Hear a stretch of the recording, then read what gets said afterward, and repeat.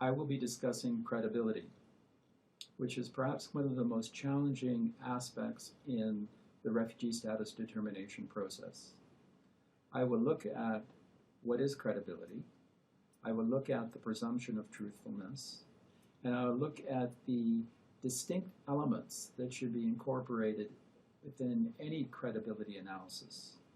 That includes consistency, as well as contradictions and discrepancies, plausibility, and demeanor.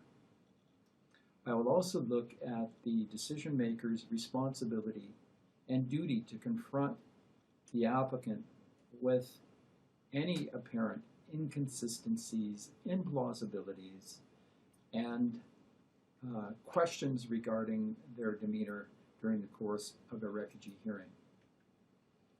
And I will come to a conclusion that perhaps the most persuasive credibility analysis would incorporate all three elements in combination in coming to a conclusion as to whether or not the claimant presented credible and trustworthy evidence. I'll conclude by saying that any decision in terms of a claim for refugee protection must incorporate all relevant and reliable evidence in support of that refugee application. And that may or may not include credibility.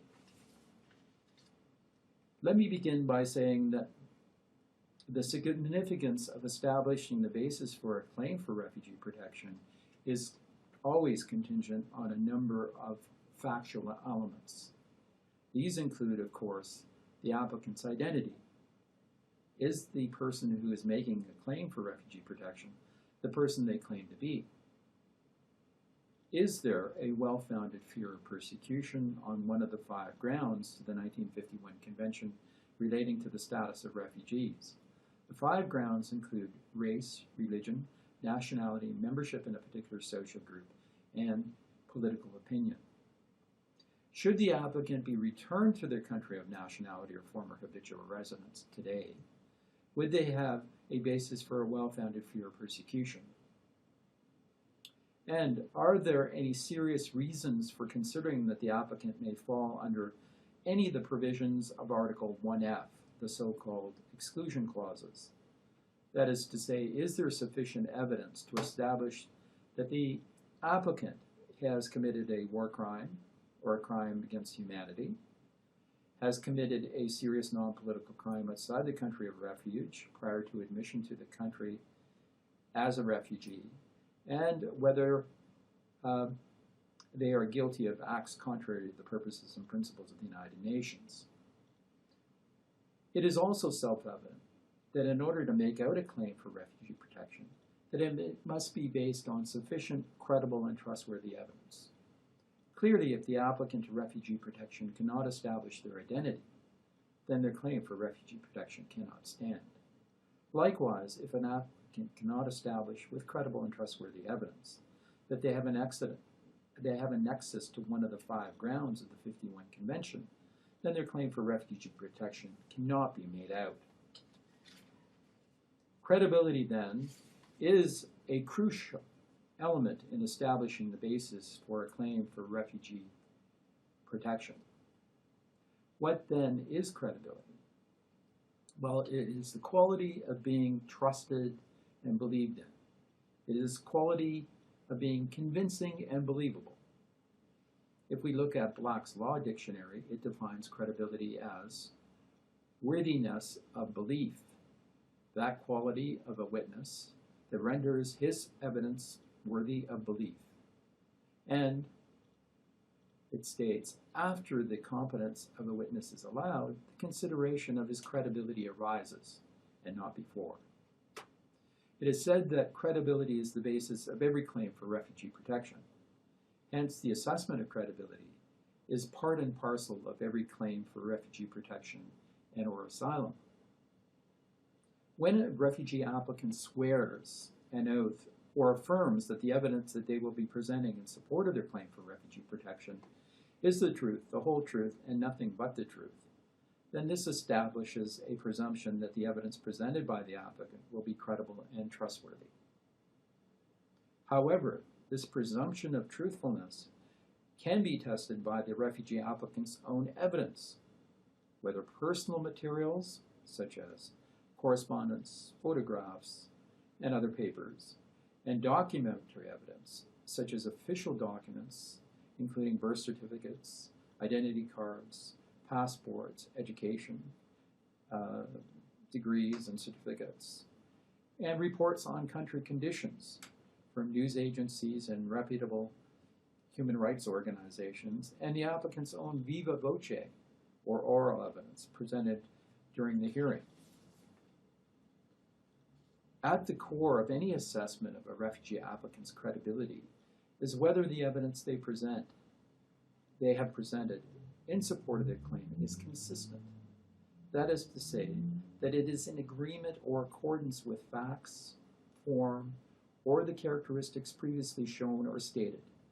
It is the reliability or uniformity of successive results or events. There are, in fact, two types of consistency, or lack thereof, or inconsistencies. One, internal consistency, and two, external consistency. Internal consistency, for instance, has the claimant presented viva voce evidence that is consistent throughout their hearing. For instance, when the refugee applicant was asked in a hearing how many times he was arrested by the police, he answered twice. When he was asked the same question later, he said at least 6 times. And then at another point in the hearing, he claimed he was arrested so many times that he lost count. Clearly, the refugee applicant's testimony on how many times he was arrested by the police, he was not able to provide consistent answers. His lack of consistency in the number of times he was arrested by the police was an issue in his claim for refugee protection. The lack of consistency in his or her oral testimony points to a lack of credibility. Naturally, one would expect an applicant to know how many times they were arrested. External consistency. Is the evidence presented by the refugee applicant consistent with the documentary evidence available in their claim for refugee protection? For instance, reliable newspaper reports stated repeatedly that there were widespread demonstrations taking place in different parts of the refugee applicant's country of nationality that took place within specific cities and at a particular time. The refugee applicant's evidence is that he attended demonstrations on different dates and in a location where there are no newspaper reports of such demonstrations. Hence, the refugee applicant's evidence is externally inconsistent with the reliable newspaper reports that are available and were presented as part of the record of the hearing. The refugee applicant's inconsistency can be determinative of their claim for refugee protection. A lack of consistency in the evidence presented in the claim for refugee protection indicates that the refugee applicant is not a credible or trustworthy witness. Nonetheless, there is a duty on the part of the refugee law decision maker to confront the refugee applicant with any contradictions, discrepancies, or other inconsistencies in their evidence. Thus, when a refugee law decision maker detects that a refugee applicant's evidence is not consistent, then this must be put to the applicant in order for them to provide an explanation for the inconsistency. If there is no reasonable explanation provided, then the refugee law decision maker can make a finding that the applicant has not presented credible or trustworthy evidence on this point. On the other hand, if the refugee applicant provides a reasonable explanation for the contradictions, discrepancies, and inconsistencies, then the refugee law decision maker cannot make any finding that this evidence is not credible or trustworthy, and must take it into consideration when weighing the evidence in support of the claim for convention refugee status. Contradictions, discrepancies, and inconsistencies are the very core of a claim for refugee protection that is founded on evidence that is neither credible or trustworthy. What then is plausibility? Evidence that is seemingly, apparently valid, likely, or acceptable can be deemed to be plausible and therefore credible and trustworthy. In a claim for refugee protection, an applicant might testify that they were held in detention in a room on the 10th floor of a police facility. The room had one window that was covered in steel mesh. The refugee applicant testified that he managed to rip the steel mesh off the window with only his bare hands, and then climbed out the window and jumped from the 10th floor onto a cement sidewalk without sustaining any injuries and without being detected by anyone. Is it reasonable for one to accept that anyone could jump off the 10th floor of a building and land on a cement sidewalk without sustaining any type of injury? This seems to defy common sense. It does not seem to be believable. It may, in fact, be an exaggeration, or it may be implausible for any reasonable person to accept. Implausibilities may, however, in fact have actually occurred. As improbable as it may seem, strange things have been known to happen that defy common sense and reasonableness. Hence, findings of a lack of credibility that are based solely on implausibilities are less reliable than findings that are based on inconsistencies. Again, there is a duty on the refugee law decision maker to confront the refugee applicant whenever they come across what appears to be an implausible testimony or evidence on the part of the refugee applicant. They must consider the refugee applicant's explanations for the implausibility in deciding whether it is reasonable or not. Unreasonable explanations can lead to a finding that the applicant's testimony is not plausible and hence is not credible. What is demeanor? A refugee applicant's demeanor is the manner in which they present themselves, that is to say, their bearing, appearance, or mien, or their conduct and behavior towards others. During the course of a refugee hearing, a refugee applicant may appear to present in an inappropriate way. In short, they may be totally distracted, aloof, and inattentive. The responses to pertinent questions may be presented in an odd and unexpected manner.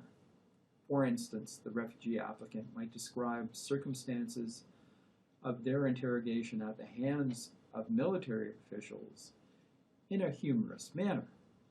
This is totally inconsistent with what one might anticipate from a witness who has gone through such an experience.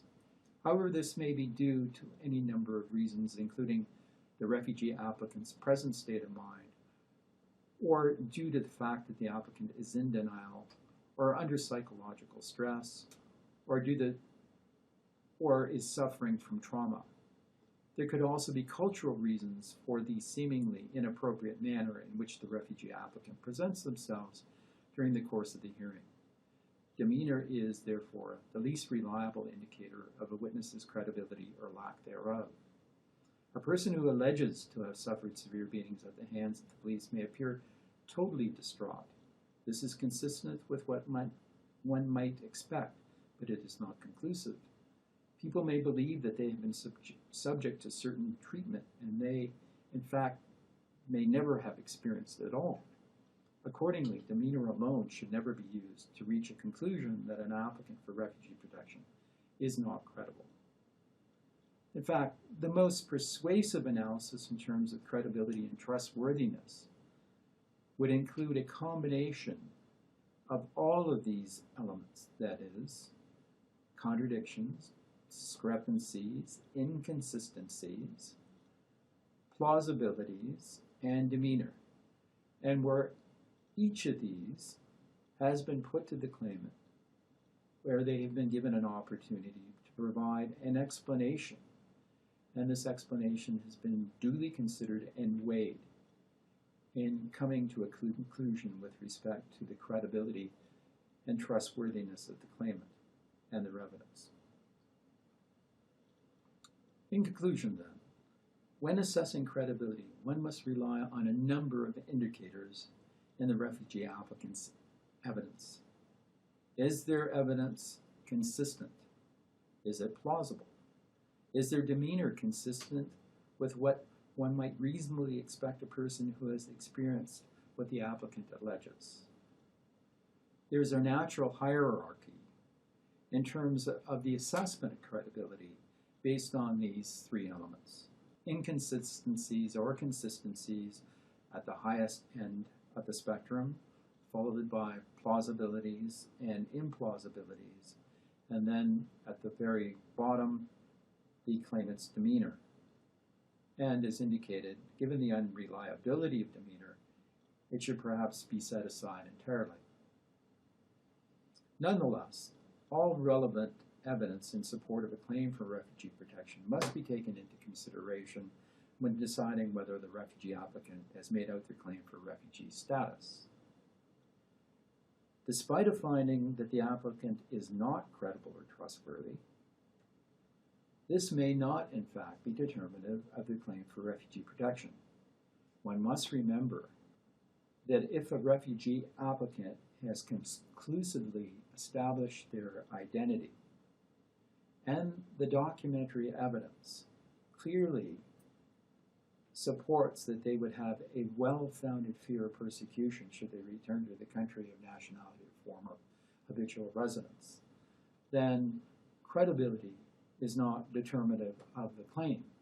People can be totally incredible and lack trustworthiness. But if their identity is established and the documentary evidence clearly indicates that they would have a well-founded fear of persecution should they return to their country of nationality or former habitual residence, then their claim has been made out.